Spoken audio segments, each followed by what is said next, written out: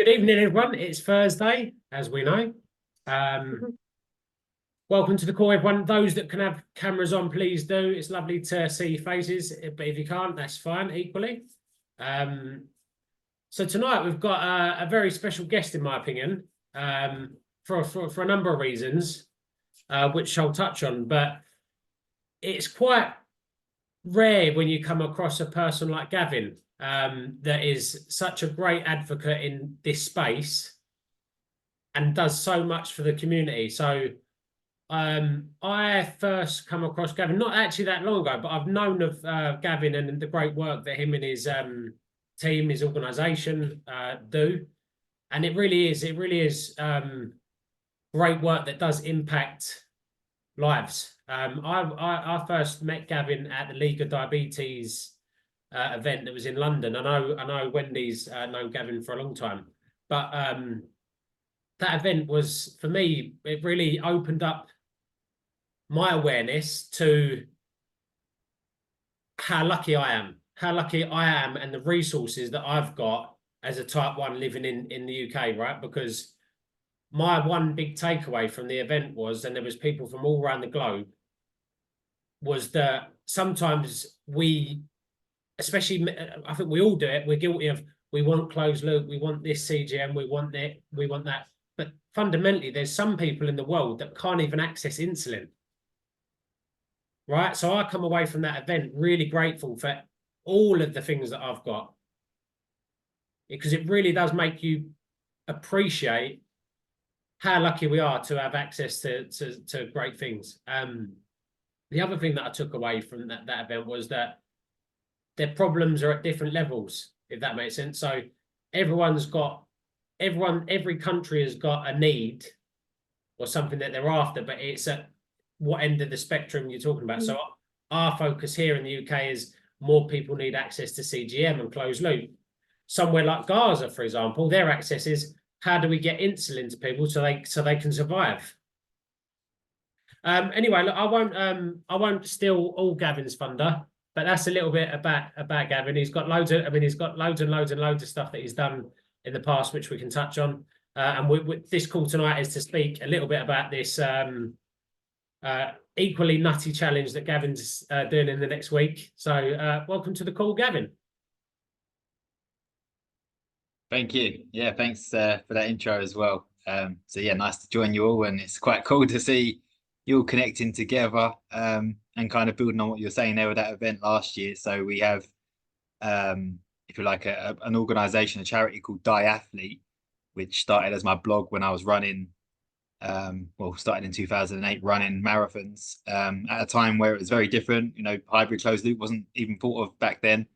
CGMs weren't really something that we knew much about, but it seemed to be back then more of a taboo about just general exercise with diabetes. I was always kind of put off by that, or felt a lot of negatives and a chip on my shoulder when I was a kid there. That's what kind of led me to start running marathons and fundraising and start Diathlete. But then that also then led me around the world, meeting other people, fantastic people. And one thing I've learned is, whatever the situation is, whether it is an issue here in the UK where we have a bit of a postcode lottery that's trying to be resolved, and we're talking about, can we get access to hybrid closed loop or not for everybody, particularly adults. I think that's where we've got a voice to make changes from, for our own personal experiences, and you coming together as a group is a big part of that. Is a big part of making progressive changes. And I think the other side of diabetes care in the UK is the mental well-being side of we're seeing diabetes all the time now on screens, which we wasn't before. And I think that does have an impact that, again, as a community, I think we can help people out on. And yet overseas, there's different issues. But again, those issues are being addressed by people like yourselves, who are the ones firsthand living it every day. And the more your voices are heard wherever you are in the world, then the more those changes can start to come about. So yeah, that's kind of, I don't know, something that I found myself on as well, just through getting involved when I was a bit younger. Amazing. So let's I guess I'm just conscious of the time, so I don't want to dwell too much on the stuff in the past. But let's quick overview of just a quick overview of your diagnosis, what it looked like. Yeah, let's touch on that. Yeah, I was diagnosed when I was 8. It was January 2000. I got kind of unwell in the Christmas '99 build up and was off school and all that with the symptoms then starting up. But it was the end of the world was meant to happen at that point, so there was no chance of booking a GP appointment and getting seen to the doctor until the new year. And by that point, I'd had my Christmas puddings, or whatever else, to add to all the glucose in my system that my insulin couldn't handle anymore. So yeah, I got diagnosed then, and I think that's probably one of the things that motivated me to particularly start with exercise and start doing crazy challenges. Not that I knew it at the time, but every time I asked anything about diabetes, I didn't really take it in as a young person. I didn't take in the messages about, worst case hypos and this new language of that diabetes brings to you. I just wanted to know as a young person, can I do what I love doing? And that for me was sport. That was football. And I didn't really get an encouraging message. It was more this high level answer, mainly to my mother and not to me, the kid that was asking the questions, telling me about the risks, about hypos and stuff like that, instead of you can do it and this is how. And I think even today, that's the approach that sometimes needs to improve. Is there needs to be encouragement with the communication about this medical condition. So that kind of got me off to the wrong path when I was younger, when I was diagnosed. And I think in school, again, it was maybe a bit of a different time, but I got into a lot of fights and things like that, which wasn't my personality at all. But I just started to react to certain names that I was called about my diabetes and started to feel really uncomfortable about just everything about it. And I skipped a lot of school as well, which did me no favors, particularly when I went into that transition into secondary school. So yeah, I didn't have the best of starts psychologically, I think, Mm. accepting diabetes. I think we all got across that line at some point, and some people get it right away. Others it takes a bit longer. Yeah. Sometimes it's right down further down the line. Um, but yeah, for me, then I think sport is what changed my perception of that. I started doing well in football, started making friends in school as a result of doing okay at football, and I got picked up by a local team, not a big team or anything like that, but Dartford, who were kind of semi-pro at the time, and that gave me a lot of confidence in myself.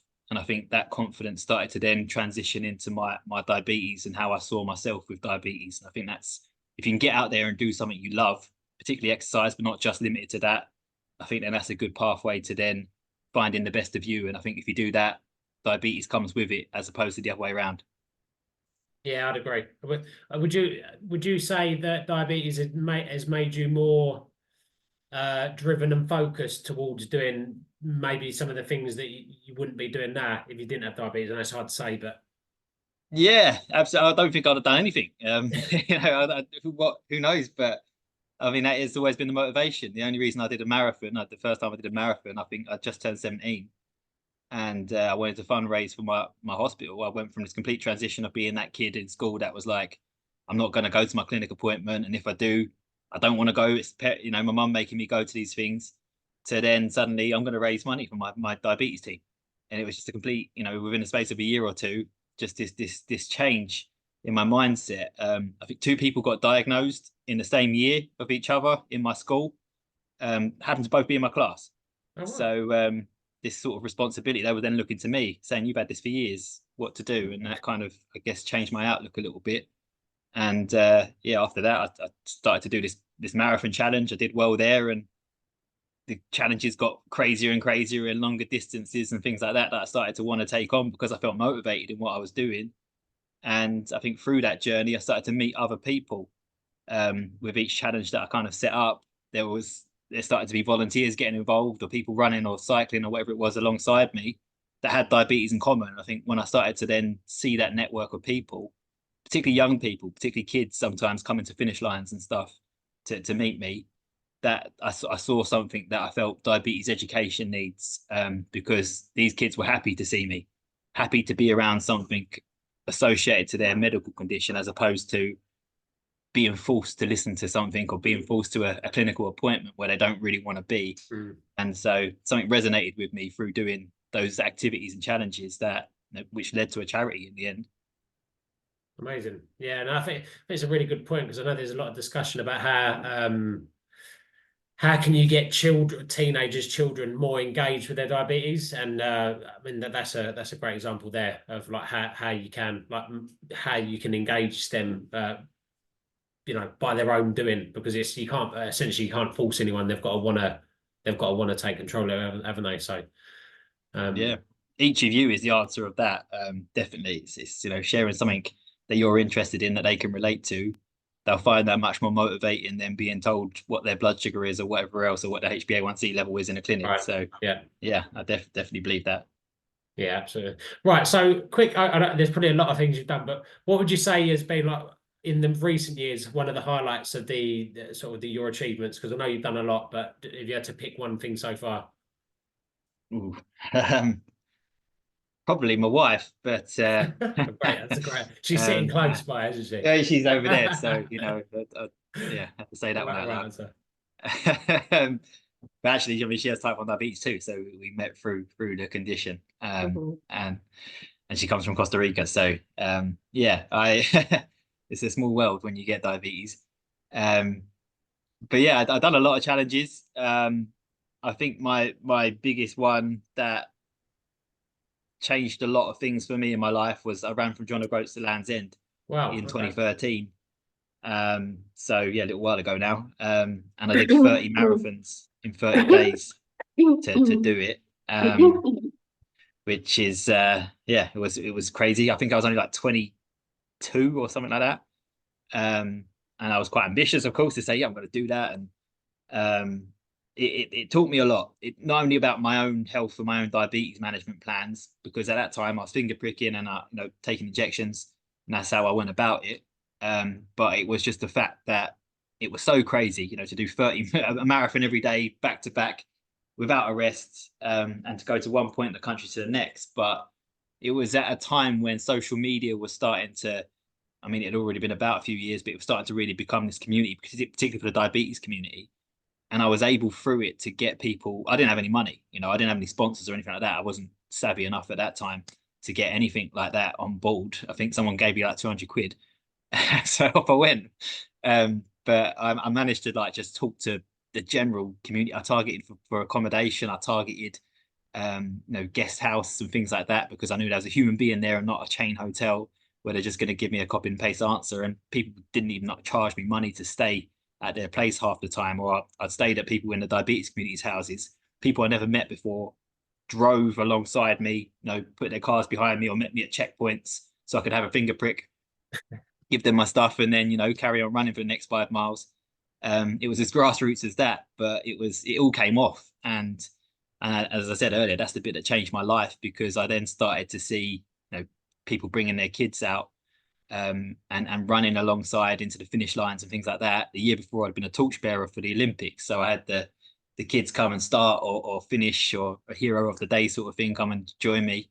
And as I say, I saw that impact being made just through sharing something outdoors, something recreational, something not negative in the diabetes talk, and yet it's still associated to diabetes. And I thought that that's going to have a long-term impact on people. And so that's kind of what really motivated me after then to start doing workshops with NHS teams and whatever else I started to go on to do, which eventually led to becoming a charity. And if I didn't do that challenge, I wouldn't have achieved much else that actually probably matters more than some idiot running from one part of the country to the other. Awesome. I think with what I've found over the years is with you've got that instant bond with another type one, haven't you? Yeah, you can meet a type one and instantly you've got like this. You've got something in common straight away. So you just when you get a big group of type ones together, it's just everyone gels and it's just a really cool environment to be a part of. Um, definitely. Yeah.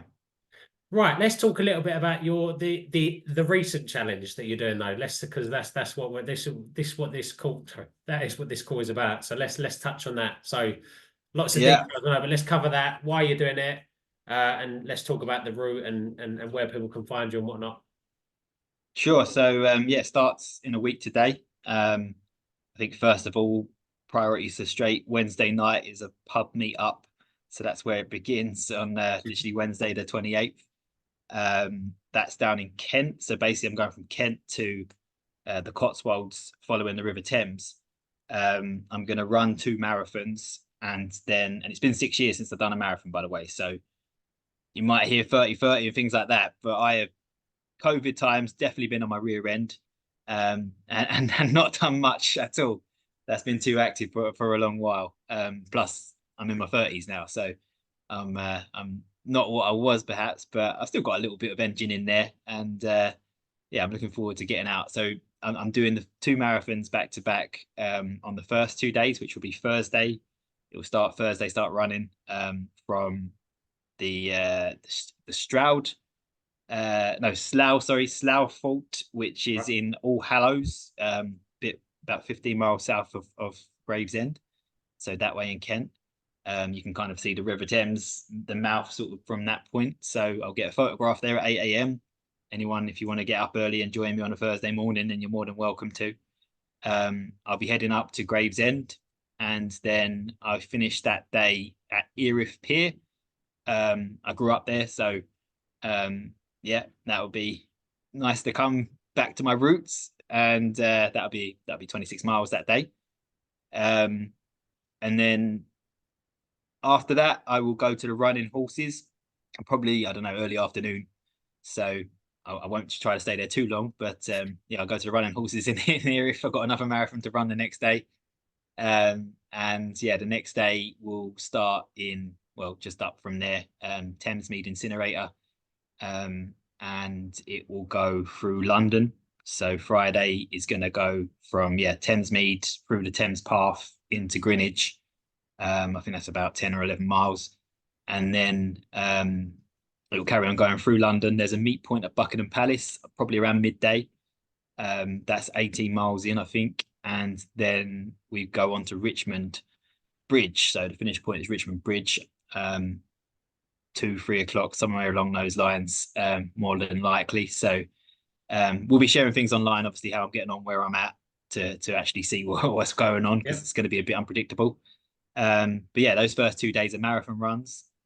Friday night, after doing that bit and finishing Richmond, there's something near where I'm living now in Walton-on-Thames. So it's kind of the Surrey, South West London borders. The Swan at 6:30. So again, it's for anybody to meet up, particularly trying to get those in the diabetes community to come along. And then the Saturday, if you want to join a bit of a hike, we will be going back to Richmond and hiking from Richmond to Hampton Court, which is 14 kilometers. Should be about 2.5 hours to 3 hours, maybe, depending on the group's pace. There's a couple of people type 1 joining that, I know. Awesome. And then in the afternoon, I'll be cycling. I haven't been on a bike since 2015. I did a crazy challenge in 2015. I cycled over the Alps, but I swore I'd never get back on a bike after that, and I've been true to it until now. But yeah, gonna be pedaling along from well, through to Reading, and then the Sunday is the big cycle. I think that's over 70 miles, and it's going to be going from Reading Football Club. I'm going to aim to get there about 8:30, and then going up to Oxford, and then over to find the Thames Head in Gloucestershire, which will be the finish point. There's a pub there as well, called the Thames Head Inn. So it's yeah, if you don't fancy doing exercise, then there's a pub crawl going on across the River Thames. So yeah, a lot going on, different types of activities. I'm going to be measuring, obviously, I'm going to be using a hybrid closed loop for this. So first time I've ever done a challenge with one of those on. And so yeah, that'll be interesting to kind of then share what I find, because often with as good as it is, as we know, it keeps you kind of in range pretty much throughout the day, more or less. When it comes to activity and exercise, it's a lot easier to drop quite quickly, particularly if there's been a correction dose, you haven't realized it. A lot of people tend to come out and do a temp basal, or even suspend if you're a shorter active. So yeah, this I want to stay in the I'm using a 780G, so I want to stay in the loop, and trial some tactics out with the carbs, the timing of them, and more so the temp target feature on there, and see how that goes.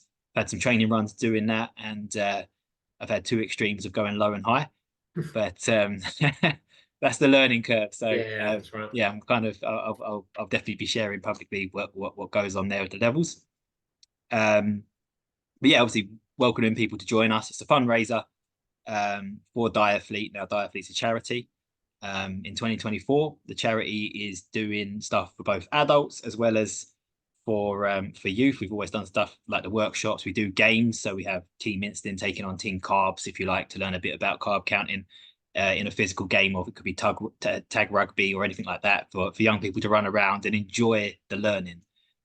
So as mentioned before, that's kind of where that concept's developed from initially seeing where young people respond better.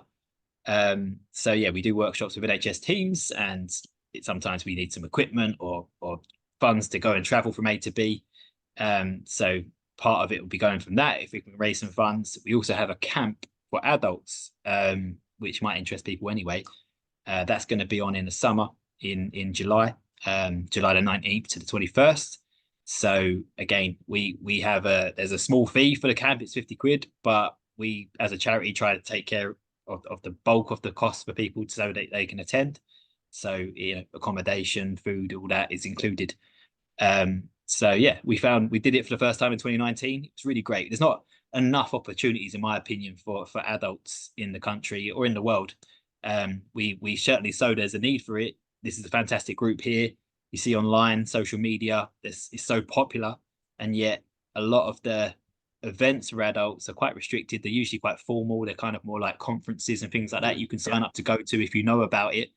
But if you don't, it's not really reaching you. So we started doing this camp in 2019. And it's always been really quite fun to do and release that inner child, if you like, doing some activities whilst kind of opening up and meeting others with diabetes. So Wendy came last year as well, so that was great.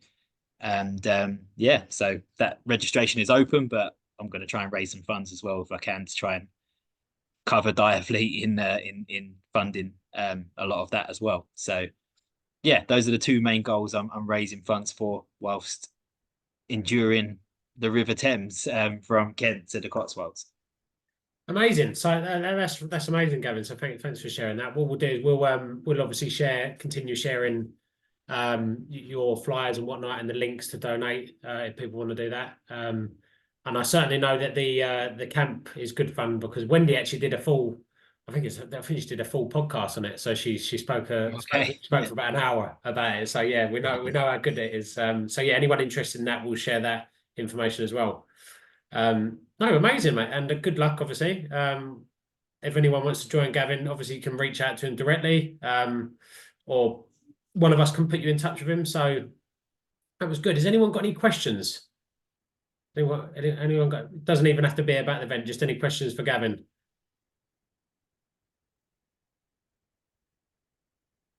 Okay, so that's last chance before we wrap things up.